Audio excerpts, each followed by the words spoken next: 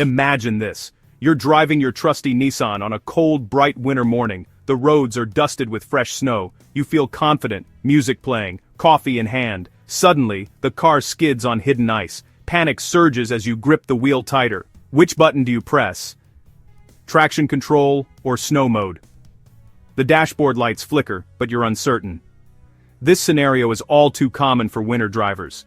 The difference between traction control and snow mode might seem trivial until you're sliding sideways. Both systems help maintain control, but in different ways.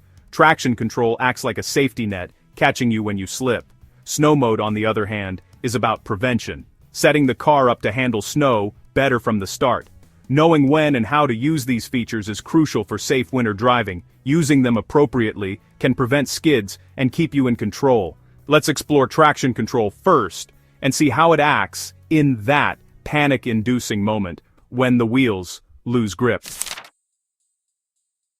Traction control is a reactive system. It kicks in when your car's wheels start slipping. Think of it as an invisible assistant monitoring each wheel's grip. If a wheel spins too fast, traction control cuts engine power or applies braking to regain traction. It's designed to stop the wheel from spinning out and help the car regain footing. When you hit a slick patch unexpectedly, traction control is your best friend. It responds within milliseconds, ideal for those surprise slips. But in deep snow, where some wheel spin is needed, traction control can actually hold you back. It's great for sudden ice, but not always the best for starting in deep snow. That's why it works best alongside snow mode in tough winter conditions. Snow mode is proactive. When activated, the vehicle adjusts throttle response and may start in a higher gear. This reduces torque and helps prevent wheel spin when accelerating. Snow mode tweaks other systems too, like ABS, to keep you stable during braking. It's especially useful for smooth starts and steady driving on snow.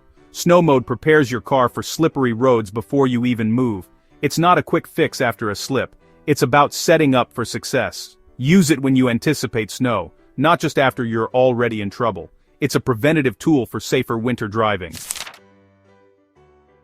Traction control is your safety net after a slip. Snow mode is your preemptive strategy. With traction control, you'll feel it activate as soon as a wheel loses grip. Snow mode reduces the risk of slipping from the start by adjusting throttle and gears. Traction control is great for surprise ice. Snow mode shines in steady snow. Used together, they complement each other. Snow mode for preparation, traction control for those unexpected moments. Knowing when to use each system helps you make smarter decisions on winter roads.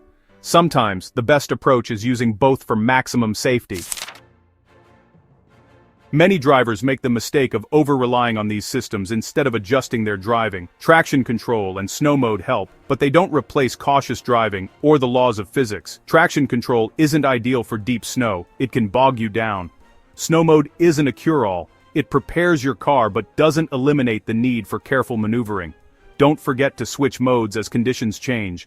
Leaving snow mode on dry roads can dull performance.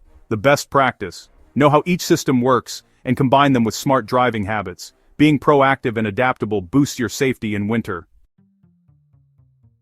Traction control and snow mode are valuable, but nothing beats good winter tires.